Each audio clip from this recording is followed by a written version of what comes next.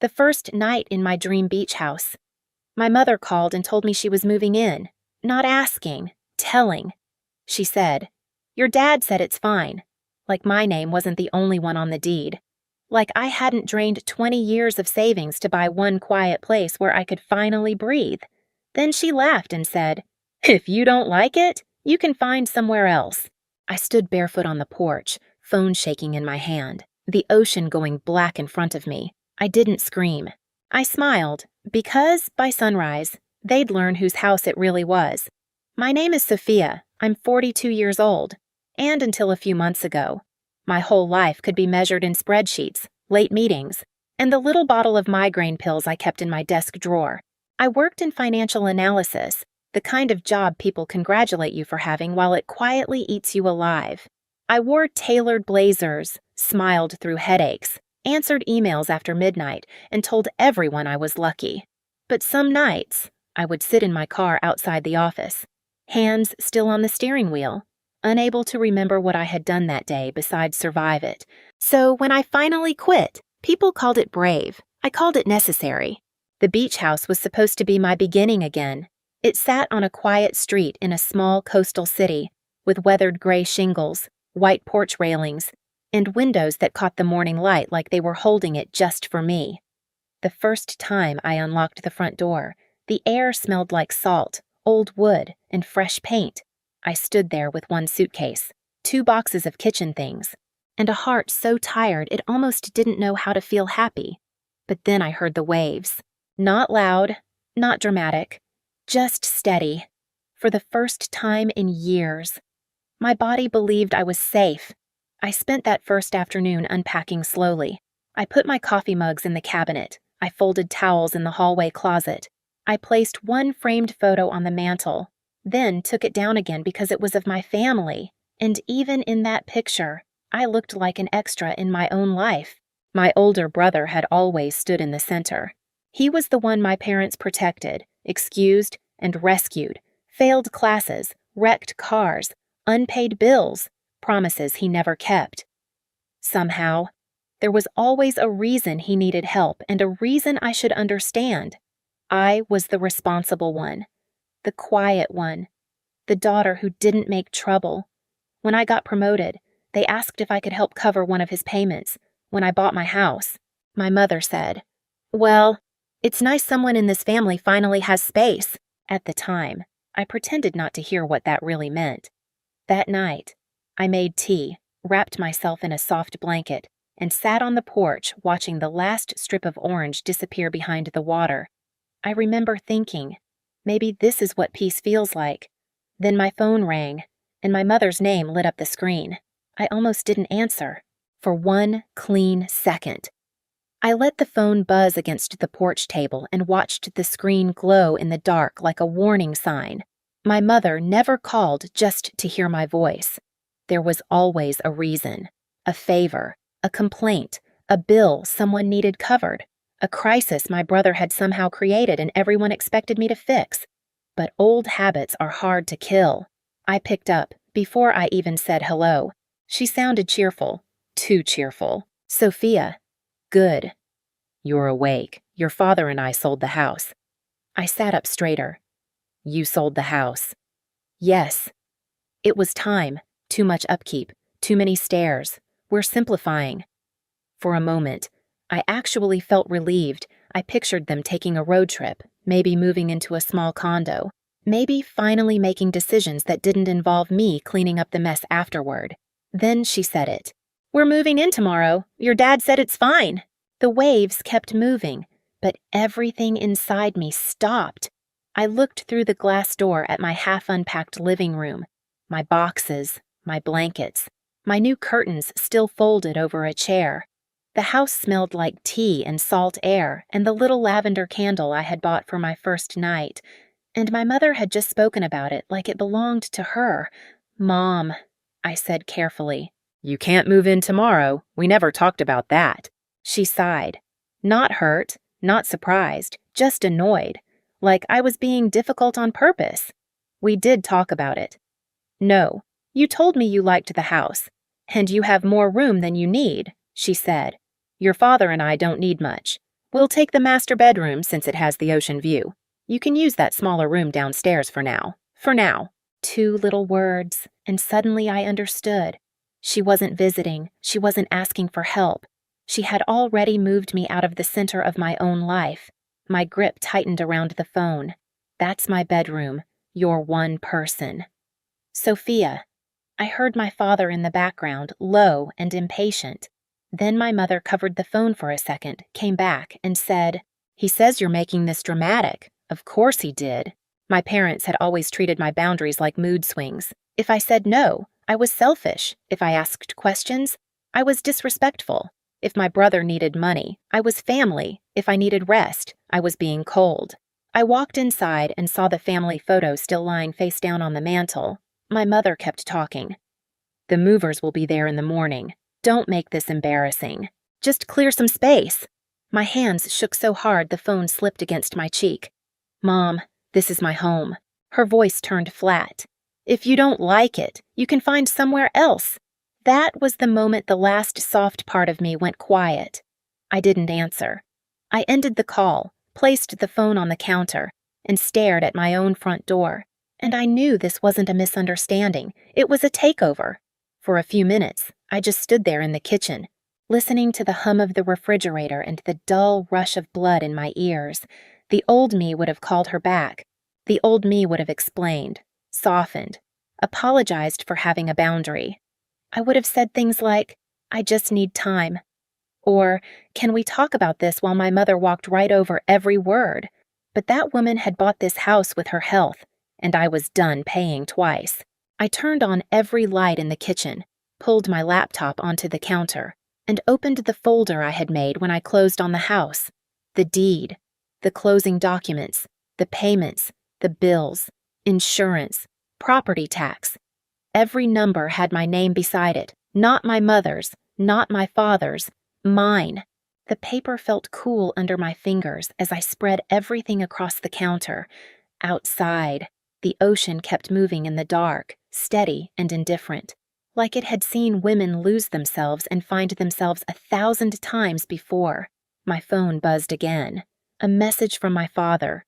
"Don't upset your mother. Family doesn't need contracts." I stared at that sentence until it stopped hurting and started sounding ridiculous. Then another message came from my mother. "Have the downstairs room cleared by 9. Movers don't wait." That was when I stopped shaking. I took screenshots of every message. I saved them to a folder. I forwarded copies to my own email, not because I wanted war, but because I finally understood that feelings would not protect me. Proof would. The next morning, before the sun fully climbed over the water, I called the real estate attorney who had handled my purchase. My voice was calm, but my hand was wrapped so tightly around my coffee mug, my knuckles looked white. I told him everything. The call, the messages, the movers, the master bedroom. He didn't laugh. He didn't dramatize it. He just asked one question. "Did you invite them to live there? No? Then they have no right to move in." Those words landed in my chest like a door locking. He told me to stay calm, keep everything documented, and not let a single box enter the house unless I wanted them to establish a story that they had permission. He helped me draft a short lodging agreement. Not cruel, not outrageous, just clear. If my parents truly needed temporary housing, they could stay for a limited time. Pay a fair monthly amount, respect private rooms, carry their own expenses, and leave when the agreement ended. If they refused, they could not move in. Simple, legal, final. I printed 2 copies. Then I called the security technician I had already scheduled for later that week and asked if he had an earlier opening. By noon, the front camera was active, the smart lock was set, and the master bedroom door had its own code. I also wrote down the names of 3 local hotels and 2 short-term rentals nearby. Because I was not abandoning my parents. I was refusing to be erased. That night, I placed the agreement, the deed, and a black pen in the center of the kitchen island. Then I looked at the front door. Tomorrow, they would arrive expecting the daughter they trained, but she no longer lived there. At 8:47 the next morning, the moving truck turned onto my street. I heard it before I saw it. That low diesel growl rolling closer, swallowing the quiet sound of the waves. I stood at the front window with my coffee untouched in my hand, watching the large white truck slow down in front of my driveway like it had every right to be there. My parents' car pulled in behind it. My mother stepped out first. She wore cream pants, dark sunglasses, and the satisfied little smile she used whenever she thought she had already won. My father got out slower, but he didn't look uncertain. He looked irritated, like I had wasted his morning by not surrendering faster. One of the movers opened the back of the truck. I saw my parents' sofa, lamps, boxes marked kitchen, bedroom, family room, not overnight bags, not emergency suitcases. They had packed a life. My mother walked straight to the front door and tried the handle. It didn't open, for the first time. Her smile cracked. I opened the door myself and stood in the doorway. "Good," she said, brushing past me. "You're dressed. Tell them to be careful with the dresser. It's going upstairs." "No," I said. She stopped like she hadn't heard the word correctly. My father stepped up behind her. "Sophia, don't start. I'm not starting anything," I said. "I'm stopping it." The movers froze near the steps, holding the first box between them. The morning smelled like salt, exhaust, and cardboard dust somewhere behind me. The front camera clicked softly as it recorded. My mother lowered her sunglasses. "What is this?" "This is my home," I said, "and before anything comes inside, we need to talk." She laughed once, sharp and fake. "We are not signing paperwork to stay with our daughter." I looked at my father. "You told her it was fine." His jaw tightened. "Because it is fine. We're your parents. You're not the owners."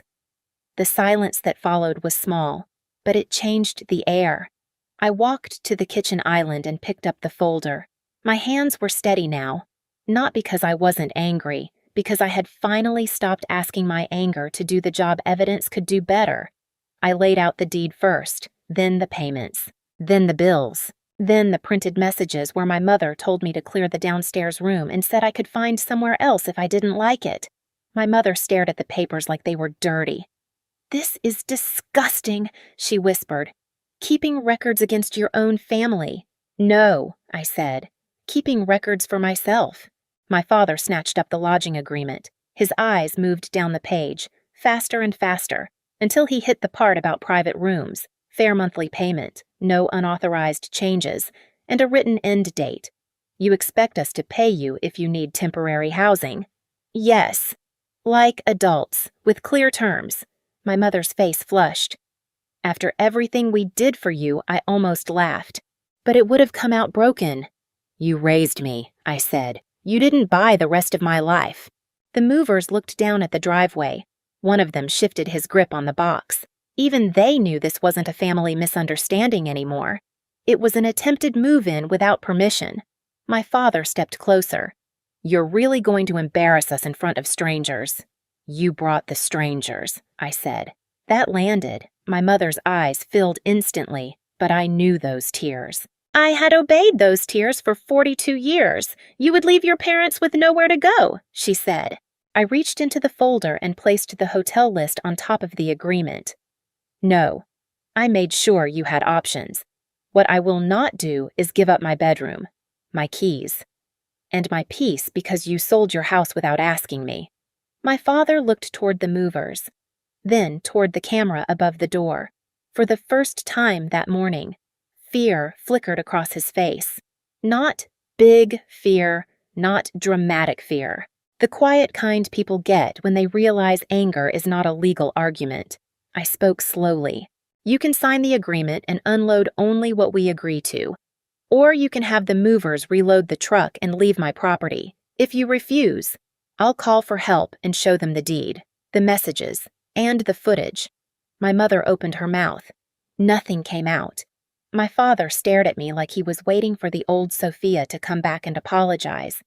She didn't. After a long, bitter silence, he turned to the movers. "Put it back," he said. And just like that, the kingdom my mother had imagined in my house collapsed on my driveway.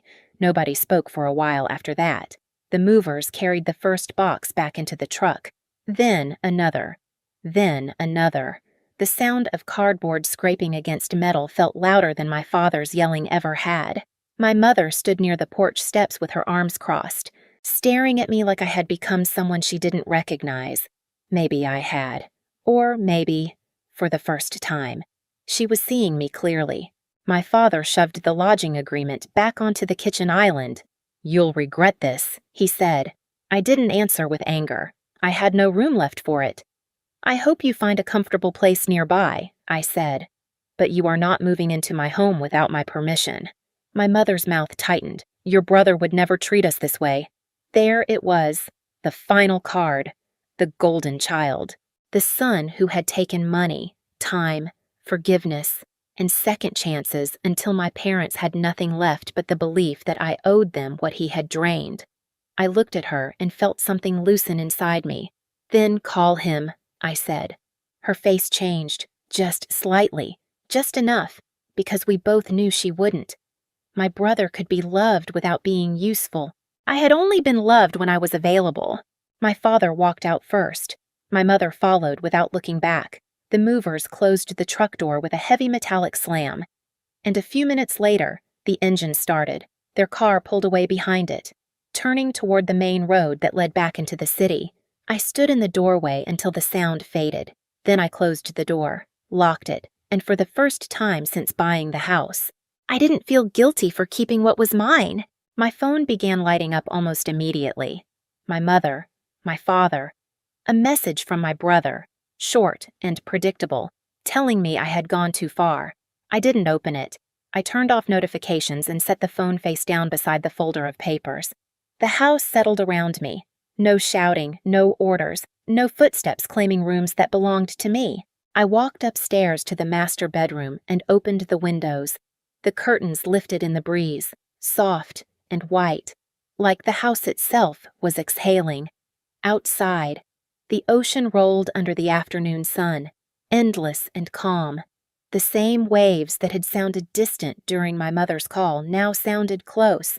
Not like a warning anymore, like permission. I made tea, carried it to the porch, and sat in the chair I had bought for that exact view. The cup warmed my hands. The salt air touched my face. Somewhere down the street, a gull cried, sharp and free. I had not destroyed my family that morning. I had simply stopped letting them destroy me. Here is what I learned that day. Family can ask for help. Family can need support. But family does not get to walk into the life you built. Point at the room where you finally learned to breathe and call it theirs. Love is not ownership. Gratitude is not surrender, and being a good daughter should never mean handing over your keys, your peace, or your future just to keep someone else comfortable. If you have ever had to protect your home, your heart, or your sanity from the people who were supposed to love you, I want you to know this. You are not cruel for having boundaries. You are not selfish for saying no. And sometimes, the sound of a locked door is the first sound of freedom.